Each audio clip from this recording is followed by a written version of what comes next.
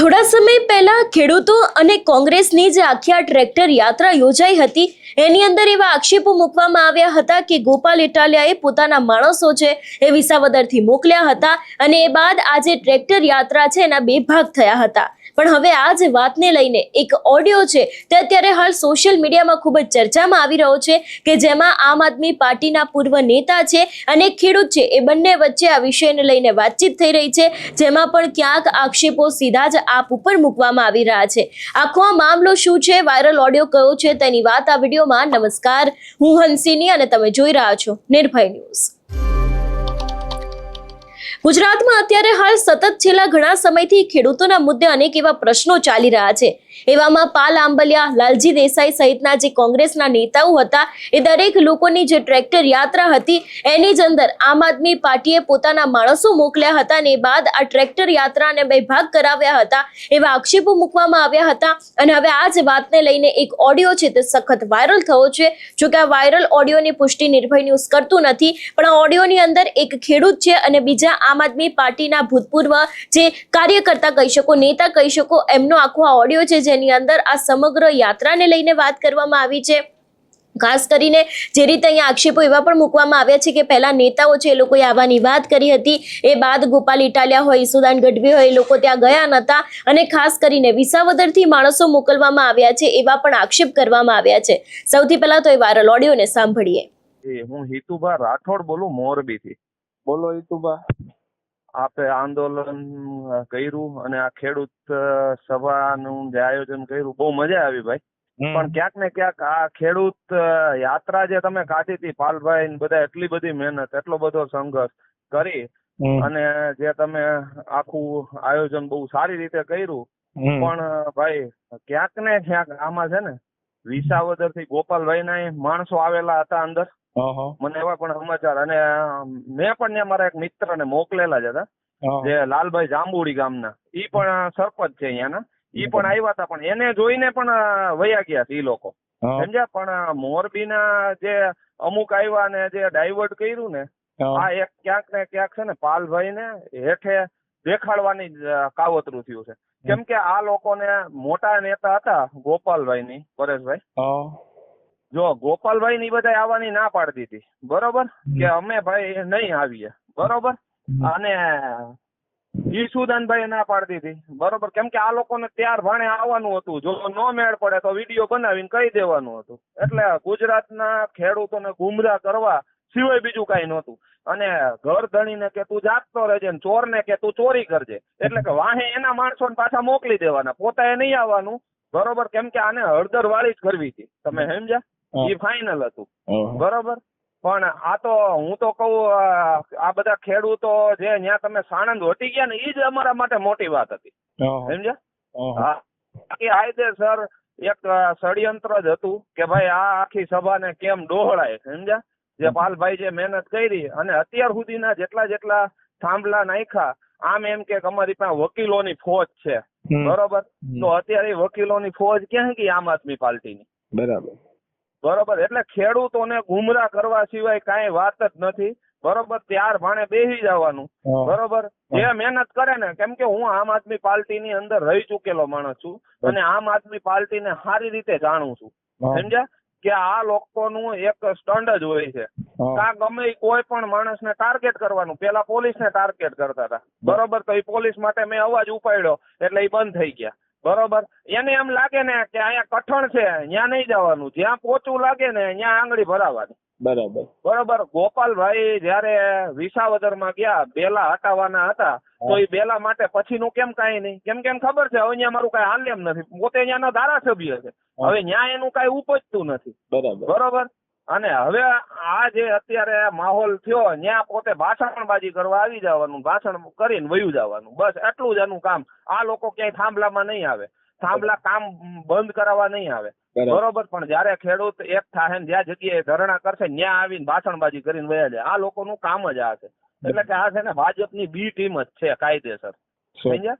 પણ બહુ પરેશભાઈ તમે બધાએ સારી મહેનત કરી, એટલે ખૂબ ખૂબ તમારા બધાનો આભાર. તમે ખેડૂત વતી એટલા બધા લડ્યા છો અને હું માતાજીને પ્રાર્થના કરું હજી તમને આમાં બળ આપે અને થોડાક તમે આગળ વધો ને ખેડૂતોનું સારું થાય. અને જે તમે લડત આપી છે ને એ પાલભાઈને મારા હિસાબે કહેજો કે ભાઈ ખરેખર આના હિસાબે તમે બેહી ન જાતા અને હજી આગળ લડત આપજો. કેમ કે ખેડૂતોને સારા નેતાઓની જરૂર છે, સમજ્યા? ભાષણબાજી કરે એવાની જરૂર નથી, સમજ્યા? જે લડી શકે ને એવા નેતાની જરૂર છે, સમજ્યા? એટલે એ લોકોનું જે કાવતરું હતું ને કે ખેડૂતોમાં કોઈ ભાગ કરી નાખવા ને આ આપણી જે લડાઈ છે એને સક્સેસ ના થવા દેવી, એમાં એ લોકો ફાવી ગયા ખરા, એ વાત માનવી પડે એમ. એનું જે કાવતરું હતું એ કાવતરું એને સફળ કર્યું. ભાઈ આજ એક જ ભાજપની બી ટીમ છે, બી ટીમ તરીકે કામ કર્યું છે. આ કોઈ ખેડૂત માટે નહોતા આવ્યા અને જો ખેડૂત માટે આવ્યા હોત ને તો એને આ વસ્તુ કરવાની નહોતું.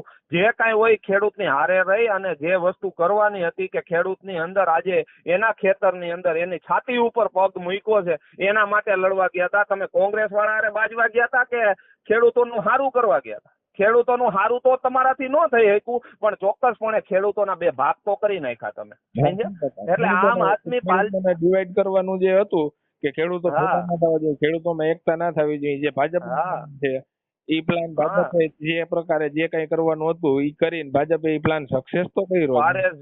પરેશભાઈ આ લોકોને 2027 ની અંદર ખાને તૈયારી હાલે છે. અંદર ખાને પોતાના ચહેરા ચમકાવવા હાટું થઈ અને અંદર આવ્યા છે.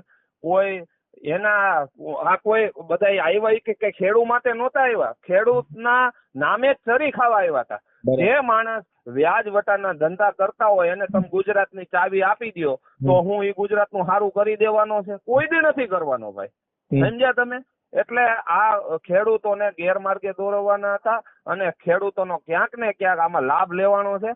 ખેડૂતો બિચારા કાલે દુખી હતા અને આજે દુખી છે, તમે સમજ્યા કે નહીં? અને હજી કદાચ જો ખેડૂતો એક નહીં થાય ને અને જો પાલભાઈ જેવા આગેવાન આગળ નહીં હાલે ને તો ખેડૂત જ્યાં છે ત્યાં હજી 11 બીજી લાઈનો આવે છે. એટલે હજી ખેડૂતના જ્યાં હુતા હશે ને ત્યાં થાંભલા નાખી દે. આ તો ખેડૂતના આજે જે પાલભાઈએ મહેનત કરી ને એ કામ રોકાવતા હતા. કેમ ભાઈ ગોપાલભાઈ કે ઈસુદાનભાઈ કે આ પ્રવીણ રામ ને આમ એમ કે અમે ખેડૂત યાત્રા કરીએ છીએ, યાત્રા કરે કાંઈ નથી થવાનું.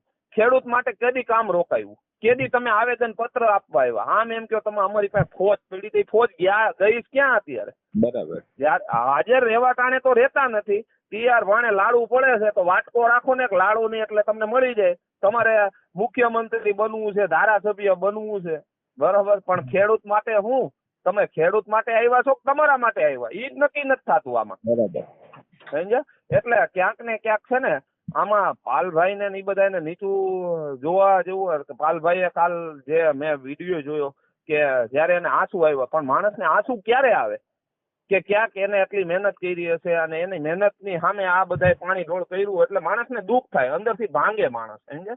એટલે મેં એટલા માટે પરેશભાઈ તમારો નંબર મેળવીને ફોન કર્યો કે પાલભાઈને કહેજો તમે હિંમત ન હારતા, અમે બધા તમારી ભેગા છીએ, જ્યાં જરૂર પડે ત્યાં, બરોબર? અને હજી જરૂર પડે તો હજી એ કહેજો. બાકી આ લોકોનું ષડયંત્ર છે અને હજી કદાચ આગામી સમયમાં થાય ને તો આ લોકો આ કરવાના જ છે. કેમ કે આને તો હળદર વાળી કરવી. એ તો ટૂંકમાં એવું એનો ઈરાદો હતો, ખવાય નહીં તો ઢોળી નાખવું પણ બીજાને ખાવા નથી દેવું, એવું ને? હા બસ ચોક્કસપણે. એટલે તો મેં તમને આની પહેલા કીધું કે આ લોકોનું કામ કેવું છે, ઘર ધણીને કે તું જાગતો રહેજે ને ચોરને કે તું ચોરી કરજે, સમજ્યા?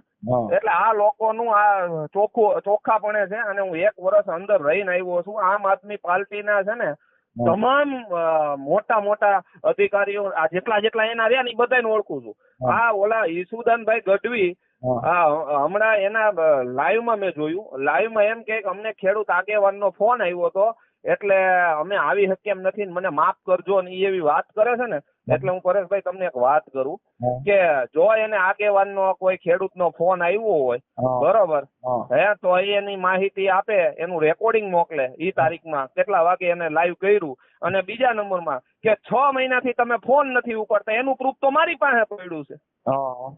તમે 6 મહિનાથી તમારા જે કાર્યકર્તા છે એના ફોન નથી ઉપાડતા અને આજ તમે ખેડૂતને આગેવાનના ફોન ઉપાડી લીધા અને બધા ખેડૂતના મારામાં ફોન આવ્યા અને તમે ફોન ઉપાડી લીધા. એટલે બધા હારા માણસ છો તમે કે તમારી ટીમમાં જે કામ કરે છે જે આમ આદમી પાર્ટીના સક્રિય સભ્યો છે, હવે એનો ફોન ઉપાડવાનો તમારી પાસે ટાઈમ નથી, હા બરાબર, અને તમને ખેડૂતોના ફોન ઉપાડવાનો ટાઈમ ક્યાંથી મળી ગયો? તો હું ગુજરાતના તમામ ખેડૂતોને કહું છું કે ઈસુદાનભાઈને બધાય ફોન કરો, કેટલા ફોન રિસીવ થાય ને ઈ જોવો. હા ગોપાલભાઈને બધાય ફોન કરો, કેટલા ફોન રિસીવ થાય ઈ જોવો. આ લોકો વાણી વિલાસ કરવા જ આવે છે, બાકી આને કાંઈ લેવા દેવા જ નથી જનતા હારે. એટલે કોંગ્રેસ સારી રીતે લડે છે ને, તમ તારે લડો, તમને પૂરેપૂરો ટેકો છે અમારો, જ્યાં જરૂર પડે ત્યાં.